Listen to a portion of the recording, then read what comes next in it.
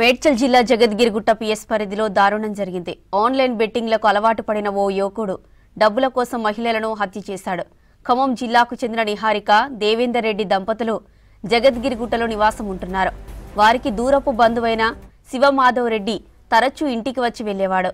అయితే ఆన్లైన్ బెట్టింగ్తో అప్పులైన శివమాధవ రెడ్డి ఇంట్లో ఎవరూ లేని సమయంలో నిహారికను హత్య చేసి పుస్తల తాడు, నగదును ఎత్తుకెళ్లాడు. ఎవరికి అనుమానం రాకుండా నిహారిక ప్రమాదవశాత్తు పడి చనిపోయినట్టు నమ్మించాడు. ఈ క్రమంలో ఇంట్లో బంగారం కనిపించకుండా పోవడంతో అనుమానం వచ్చిన బంధువులు పోలీసులకు ఫిర్యాదు చేశారు.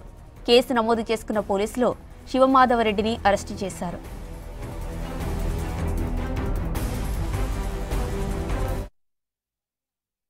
పన్నెండవ తారీఖున సైబరాబాద్ పరిధిలోని బాలనగర్ జోన్ లో బాలనగర్ డివిజన్ లో ఉన్న జగద్గిరిగుట్ట పోలీస్ స్టేషన్ కు సాయంత్రం 7 గంటల సమయంలో ఒక మెడికల్ ఇంటిమేషన్ వచ్చింది హాస్పిటల్ నుంచి.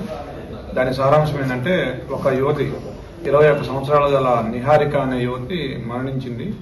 ఆమెను తీసుకొస్తే బ్రాడ్ డెడ్ హాస్పిటల్ అని చెప్పేసి హాస్పిటల్ వాళ్ళు మనకి సమాచారం ఇచ్చింది. సో దాంతో SHO సస్పీషియస్ డెత్ కింద కేసు నమోదు చేసి దాంట్లో ఇన్వెస్టిగేషన్ చేయగా, ముందుగా ఆ ఫ్యామిలీ మెంబర్స్ 7 o'clock టైంలో ఆ హస్బెండ్ వచ్చి, అమ్మాయి హస్బెండ్ ఇంటికి వచ్చి ఆవిడని చూస్తే బాత్రూమ్ లో స్నానం చేస్తుండగా చనిపోయినట్టుగా భావించినాడు.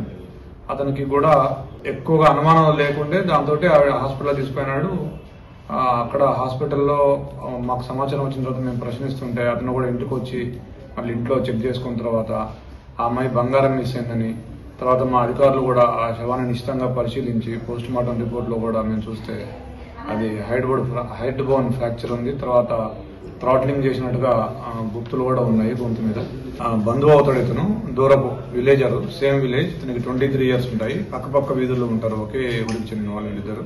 ఇతని పేరు శివమాధవ్ రెడ్డి అని చెప్పేసి, ఇతనికి 23 years. ఇతను ఇంజనీరింగ్ చదువుతున్నాడు ఇప్పుడు.